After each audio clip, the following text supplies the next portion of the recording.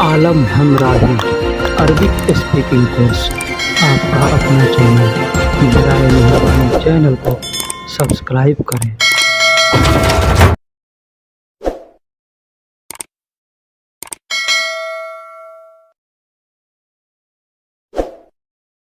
अस्सलामुअलैकुम वरहमतुल्लाहि वबरकातुहू। दोस्तों, कैसे हैं, क्या हाल है? उम्मीद करता हूं कि खैर व आफियत से होंगे। दोस्तों, इस वीडियो में भी मैं आपको छोटे छोटे शब्दों का मतलब बतलाऊंगा और उसको जुमलों में कैसे इस्तेमाल किया जाता है, कैसे उसको बोला जाता है, ये भी मैं आपको बतलाऊंगा। ठीक है, तो मैं आपसे एक रिक्वेस्ट करता हूं कि आप अगर हमारे चैनल पे नए हैं या पुराने हैं, चैनल को सब्सक्राइब नहीं किया है तो बराए मेहरबानी सबसे पहले चैनल को सब्सक्राइब कर दें और वीडियो को लाइक कर दें, क्योंकि इस वीडियो में आपको बहुत कुछ सीखने को मिलने वाला है। तो चलिए अब हम वीडियो को शुरू करते हैं। वीडियो को शुरू करने से पहले एक और छोटी सी रिक्वेस्ट है कि वीडियो को आखिरी तक देखिएगा, क्योंकि वीडियो को आखिरी तक नहीं देखिएगा तो सब कुछ समझ में नहीं आएगा। ठीक, तो अब हम वीडियो को शुरू करते हैं। मुझे पटना एयरपोर्ट के लिए टिकट चाहिए। मुझे पटना एयरपोर्ट के लिए टिकट चाहिए। अगर ये जुमला हमको अपने कफील से या अपने मुदीर से कहना होगा तो हम कैसे कहेंगे? ठीक, अब यहाँ पे पटना के जगह पे आप चाहें तो मुंबई, दिल्ली, हैदराबाद, जो चाहें एयरपोर्ट का जगह का नाम लगा सकते हैं। ठीक, तो कहेंगे एहताज इला तज़करा ले मतार बतना। ले मतार बतना, अरबी में पटना नहीं कहते हैं, बतना कहते हैं। ठीक है, तो एहताज का मतलब मुझे चाहिए। एहताज का मतलब चाहिए, इला तज़करा यानी टिकट, ले मतार यानी एयरपोर्ट के लिए, बतना यानी बतना पटना एयरपोर्ट के लिए, पटना एयरपोर्ट के लिए मुझे टिकट चाहिए। तो एहताज इला तज़करा ले मतार बतना, ले मतार बतना यानी मुझे पटना एयरपोर्ट के लिए टिकट चाहिए। अब इसका तर्जुमा ऐसे भी हो सकता है, मुझे पटना एयरपोर्ट के लिए टिकट की ज़रूरत है। मुझे पटना एयरपोर्ट के लिए टिकट की ज़रूरत है, अगर ऐसे भी कहना होगा तो भी यही जुमला इस्तेमाल होगा, एहताज इला तज़करा ले मतार बतना। क्योंकि एहताज का मतलब होता है चाहिए और ज़रूरत है। चाहिए के लिए भी इस्तेमाल किया जाता है और ज़रूरत के लिए भी इस्तेमाल किया जाता है। ठीक, तो मुझे पटना एयरपोर्ट के लिए टिकट चाहिए के लिए इस तरह से हम बोल सकते हैं। अगला जुमला है, मेरे गांव से मुंबई और दिल्ली बहुत दूर है। मेरे गांव से मुंबई और दिल्ली बहुत दूर है। तो हमको कहना होगा तो हम कहेंगे मुंबई व दिल्ली। देखिए, शहर का नाम हो चाहे आदमी का नाम हो, उसका अरबी में तर्जुमा नहीं किया जाता है, जो होता है वही लिखा जाता है। अब मेरा नाम आलम है तो आलम लिखेंगे, आपका नाम फरहान होगा फरहान लिखेंगे, आपका नाम जुनैद होगा जुनैद लिखेंगे। यानी जो नाम होगा उसका तर्जुमा भले कुछ भी होता है, वहाँ पे तर्जुमा नहीं लिखे जाते हैं, क्योंकि नाम का नाम ही लिखा जाता है, चाहे वो जगह का नाम हो चाहे वो शहर का नाम हो। ठीक, तो मुंबई व दिल्ली यानी बम्बई और दिल्ली, जिद्दन बईद यानी बहुत दूर है, अनगरियती, अनगरियती यानी मेरे गांव से, मेरे गांव से। गांव को अरबी में गरिया कहते हैं, गरिया या करिया। लिखने में करिया लिखा जाता है, अरबी का लिखावट करिया होता है, लेकिन बोलने के लिए कोई गरिया भी बोलता है, कोई करिया भी बोलता है। अब आप करिया बोलें या गरिया बोलें, कुछ भी बोल सकते हैं। ठीक है, तो मेरे गांव से मुंबई और दिल्ली बहुत दूर है। अगर ये कहना होगा तो हम कहेंगे मुंबई व दिल्ली जिद्दन बईद अनगरियती, अनगरियती यानी मेरे गांव से मुंबई और दिल्ली बहुत दूर है। अब गांव के लिए अब आपको गांव लगाना होगा तो गरिया कहेंगे और शहर लगाना होगा तो मदीना कहेंगे। मेरे शहर से एयरपोर्ट बहुत दूर है। मेरे शहर से एयरपोर्ट दूर। अब यहाँ पे कहना है कि मेरे शहर से या मेरे गांव से एयरपोर्ट बहुत दूर है, बहुत दूर है, तो क्या कहेंगे? कहेंगे अल मतार, अल मतार बईद जिद्दन अन मदीनती, बईद जिद्दन अल मदीनती। देखिए, एक अरबी का एक अल्फाज होता है, उसके कई मतलब होते हैं। ठीक है, तो कोई आदमी किसी और के लिए इस्तेमाल किया है, कोई आदमी किसी और के लिए इस्तेमाल किया है, तो इसका मतलब ये नहीं कि उसने गलत इस्तेमाल किया। ठीक है, अल मतार बईद जिद्दन अन मदीनती या अल मदीनती, अल मदीनती भी कह सकते हैं या अन मदीनती भी कह सकते हैं। ठीक है। तो अल मतार यानी एयरपोर्ट से बाईद जिद्दन यानी बहुत दूर है। अन मदीनती यानी मेरा शहर। अब यहाँ पे हमने पीछे गरिया का इस्तेमाल किया था, क्योंकि गरिया का मतलब गांव होता है, ठीक। यहाँ शहर का इस्तेमाल किया है, क्योंकि शहर को अरबी में मदीना कहते हैं, ठीक है। तो अब यहाँ से अगर आपको कहना हो कि मेरे गांव से बहुत दूर है, तो आप यहाँ गरिया का इस्तेमाल करेंगे, या शहर से बहुत दूर है तो मदीना का इस्तेमाल करेंगे, ठीक। इस तरह से आप बोल सकते हैं, कह सकते हैं। क्या बात है, आज तुम बहुत मेहरबान हो रहे हो। क्या बात है, आज तुम बहुत मेहरबान हो रहे हो। ये जुमला अगर हमको कहना होगा तो कैसे कहेंगे? मा अल अम्र। देखिए, माँ का ऐसे अगर हम अलग से तर्जुमा करेंगे तो माँ का मतलब नहीं या ना होता है, लेकिन यहाँ मा अल अम्र एक साथ में हमको बोलना है, मा अल अम्र। यहाँ लिखने में हमने अलग लिखा है इसके वजह से, ताकि हम आपको बता सकें कि माँ का मतलब नहीं हुई होता है, लेकिन यहाँ नहीं के लिए नहीं, माल अम्र कहेंगे, माल अम्र। अंत लतीफ़, माल अम्र मतलब क्या बात है, अंत लतीफ़ मतलब तुम बहुत मेहरबान, तुम मेहरबान। जिद्दन का मतलब बहुत, और अलियम का मतलब आज। तो क्या बात है, आज तुम बहुत मेहरबान हो रहे हो, कहना होगा तो कहेंगे मा अल अम्र अंत लतीफ़ जिद्दन अलियम। मैं आपसे एक और रिक्वेस्ट करता हूं कि अगर आप चाहें तो इसमें से जो भी छोटे छोटे अल्फाज हैं उसको आप एक कागज़ पे लिख करके रख सकते हैं। जैसे लतीफ़ का मतलब बहुत मेहरबान, जिद्दन का मतलब बहुत, अलियम का मतलब आज। इस तरह से आप लिख करके रख सकते हैं, ठीक। तुम्हारा कहने का क्या मतलब है? अब यहाँ पे दो जुमला हमने इस्तेमाल किए हैं।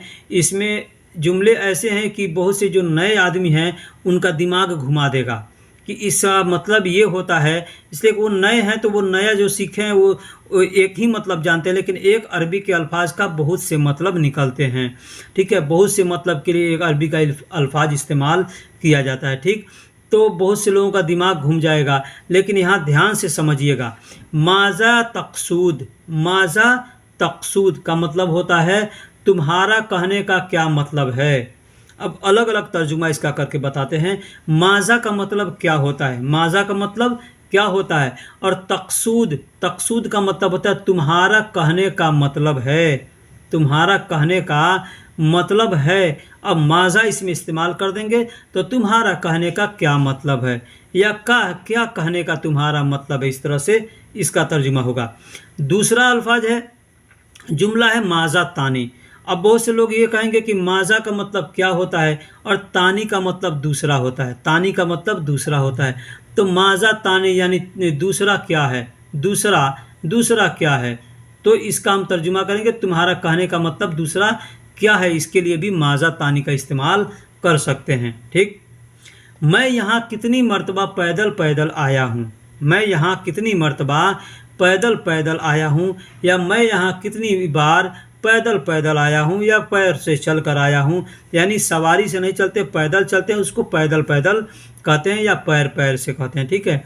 तो मैं यहाँ कितनी मर्तबा या कितनी बार पैदल पैदल आया हूँ, कहना होगा तो कहेंगे अना इजी हिना कम मर्रा कदम कदम। कि अना का मतलब मैं, इजी का मतलब आया हूँ, हिना का मतलब यहाँ, कम मर्रा यानी कितनी बार। कम का मतलब कितना या कितनी होता है, और मर्रा का मतलब मर्तबा या बार। मर्तबा एक तो होता है ओहदा, तो वो मर्तबा नहीं, कम मर्रा यानी कितनी बार, ठीक है। कदम यानी कदम का मतलब पैर होता है, और पैदल चलने को कहते हैं कदम, ठीक है। कदम यानी पैर से चलना यानी पैदल। लेकिन एक बार कहेंगे कदम तो मतलब पैर हो गया, लेकिन दो बार अगर कह देंगे तो मतलब पैदल, ठीक है। इस बात को आप ध्यान रखिएगा कि मैं यहाँ कितनी बार पैदल पैदल आया हूँ, ठीक है। तो कहेंगे अनाई जिहिना कमर्रा कदम। आप इस तरह से बोल सकते हैं। अगला जुमला है यह लिबास कितना तंग है। यह लिबास कितना तंग है या कितना टाइट है। हम लोग कहते हैं ना यह कपड़ा कितना टाइट है, तो अरबी में कपड़ा को गुमास कहते हैं, कपड़ा को गुमास कहते हैं, और लिबास को मलाबिस कहते हैं। लिबास को यानी कपड़ा को, जो सिला हुआ कपड़ा है उसको मलाबिस कहते हैं, और जो सादा कपड़ा यानी सिला हुआ नहीं है सिर्फ कपड़ा है तो उसको गुमास कहते हैं, उसको गुमास कहते हैं। वैसे कबरा, कबरा भी अगर बोलेंगे तो भी लोग समझेंगे, ठीक है, कबरा भी बोलते हैं। तो हाजा मलाबिस कम जिक, कम जिक। जिक का मतलब तंग होता है, टाइट होता है, तंग होता है, टाइट होता है। तंग है या टाइट है तो उसको जिक कहेंगे, जिक, ठीक है। यह लिबास, यह लिबास यानी हाजा मलाबिस, हाजा मलाबिस। कम का मतलब कितना, कम का मतलब कितना। जिक का मतलब तंग या टाइट, टाइट भी कर सकते हैं या तंग भी कर सकते हैं। हिंदी में हम लोग कहेंगे, हिंदी या उर्दू में तो कहेंगे यह लिबास कितना तंग है या यह लिबास कितना टाइट है। लेकिन अरबी में हम कहेंगे तो कहेंगे हाजा मलाबिस, हाजा मलाबिस कम जिक, कम जिक यानी यह लिबास कितना टाइट है, यह लिबास कितना टाइट है। इस तरह से भी हम बोल सकते हैं। मैं आपसे एक रिक्वेस्ट करता हूं, आपको जो भी छोटे छोटे अल्फाजों की ज़रूरत हो आप यहाँ से तुरंत लिख लीजिए। हाजा का मतलब यह, मलाबिस का मतलब कपड़ा, लिबास, ठीक है, जिक का मतलब टाइट या तंग। इसको लिख करके रख सकते हैं तो आपको बाद में फ़ायदा होगा, ठीक है। कहीं पे आपके पास नेट नहीं है या वाईफाई नहीं है तो आपको अगर ज़रूरत पड़ती है तो आप कैसे, ठीक है। बेवकूफ़ के साथ रहना अच्छा नहीं है, बेवकूफ़ के साथ रहना अच्छा नहीं है। ये जुमला बहुत ख़ास है, बहुत से जगह इस्तेमाल आदमी करता है बहुत बार, ठीक है, क्योंकि बहुत से मुहावरों में भी लोग कहता है कि एक बेवकूफ़ दुश्मन से अच्छा है कि चालाक दुश्मन, एक बेवकूफ़ दोस्त से अच्छा एक चालाक दुश्मन है, ठीक है। तो उसी तरह से हमको अगर कहना हो कि बेवकूफ़ के साथ रहना अच्छा नहीं है तो हम कहेंगे माफ़ी जैन मा सकन अल अहमक।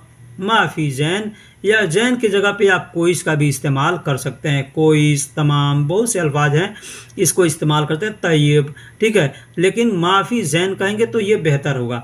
माफ़ी जैन मा यानी माफ़ी मतलब नहीं है, मैं जैन का मतलब अच्छा, मा का मतलब साथ यानी नहीं है अच्छा साथ, सकन का मतलब रहना, अल अहमक यानी बेवकूफ़ के साथ, बेवकूफ़ के। तो बेवकूफ़ के साथ रहना अच्छा नहीं। देखिए अरबी में लिखे हैं तो तर्जुमा इधर से हुआ, इधर से हुआ, लेकिन जब बोलेंगे हम किसी को बतलाएंगे तो कहेंगे बेवकूफ़ के साथ रहना अच्छा नहीं है, ठीक है। इस तरह से हम बोल सकते हैं क्योंकि तर्जुमा उसी हिसाब से किया जाता है जो बोलने में हमको आसानी हो। कितने तूफ़ान में तुम जा रहे हो, कितने तूफ़ान में तुम जा रहे हो। कोई दोस्त या कोई रिश्तेदार या कोई घर का आदमी कहीं जाता है या हमको कहीं जाना हो तो कोई आदमी कह सकता है कि तूफ़ान आ रही है, तूफ़ान है, थोड़ा रुक जाओ बाद में जाना। आदमी कहता है नहीं नहीं नहीं मैं अभी जाऊंगा, तो आदमी कहेगा कितने तूफ़ान में तुम जा रहे हो। तो अगर कहना होगा तो कैसे कहेंगे, कहेंगे फ़ी कम, फ़ी कम, फ़ी कम आसिफ़ा, आसिफ़ा व इन तारो, व इन तारो। देखिए आसिफ़ा का मतलब होता है तूफ़ान, आसिफ़ा का मतलब होता है तूफ़ान, तूफ़ान। फ़ी कम, फ़ी का मतलब में और कम का मतलब कितना, और तूफ़ान का मतलब आसिफ़ा का मतलब तूफ़ान। तो आसिफ़ा फ़ी कम भी कह सकते हैं, आसिफ़ा फ़ी कम यानी कितने तूफ़ान में या तूफ़ान में कितने, ऐसे कह सकते हैं। व इन तारो, व इन तारो और तुम जा रहे हो, और तुम जा रहा हो। अब इसका दो मतलब होगा, कितना तूफ़ान है और तुम जा रहे हो, ठीक है। ऐसे भी कह सकते हैं कितना तूफ़ान है और तुम जा रहे हो, या कितने तूफ़ान में तुम जा रहे हो। तो कहेंगे फ़ी कम आसिफ़ा व इन तरो, आसिफ़ा व इन तरो यानी कितने तूफ़ान में तुम जा रहे हो या कितना तूफ़ान है और तुम जा रहे हो। इस तरह से हम बोल सकते हैं। अगला जुमला है आज बादल गरज रहा है, आज बादल गरज रहा है, बारिश होगी, बारिश होगी। देखिए ये जुमला बहुत पहले हमसे एक भाई ने हमसे कमेंट में पूछा था कि आज बारिश हो रही है, इसको हम कैसे कहेंगे। ठीक है, लेकिन मैं इंशा हो गया था, मैं भूल गया था, उनसे मैं माफ़ी चाहता हूँ। आज मैं उसको इस जुमले में, इस वीडियो में मैं बता रहा हूँ कि आज बादल गरज रहा है, आज बादल गरज रहा है, बारिश होगी, बारिश होगी। तो कहेंगे अलयौम सिहाब, अलयौम सिहाब। सिहाब का मतलब होता है बादल का गरजना, बादल का गरजना, बादल गरज रहा है तो कहेंगे सिहाब, सिहाब।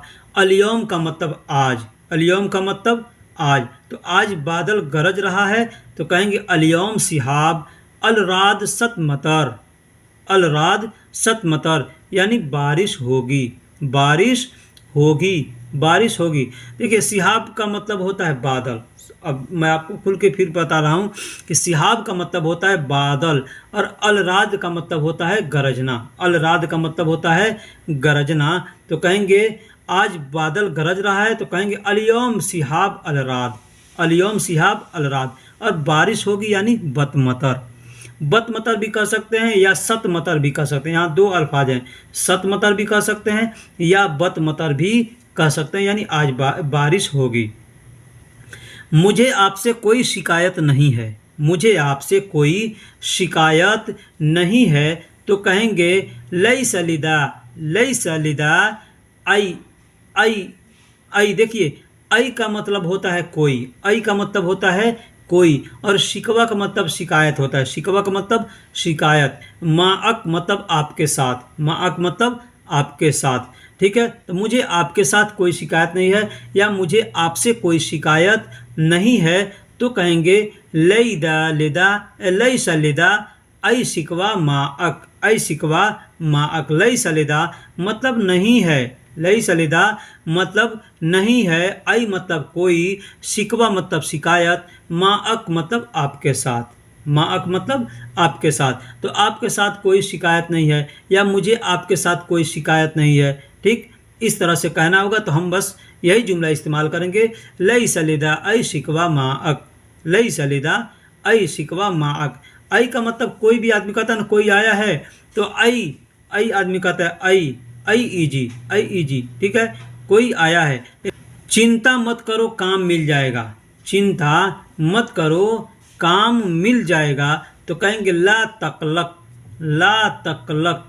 ला तकलक का मतलब होता है चिंता मत करो, चिंता मत करो। ला का मतलब नहीं, तकलक का मतलब चिंता करना होता है, तकलक का मतलब चिंता करना होता है। तो कहेंगे ला तकलक, तो चिंता मत करो। शुगुल लाजिम हसल, शुगुल, शुगुल का मतलब काम होता है, शुगुल का मतलब काम होता है। लाजिम का मतलब ज़रूर होता है, लाजिम का मतलब ज़रूरी होता है। देखिए ज़रूरी भी अरबी में बोलते हैं, ज़रूरी भी कह सकते हैं या लाजिम भी कह सकते हैं। तो शुगुल ज़रूरी हसल, ज़रूर हसल कह सकते हैं।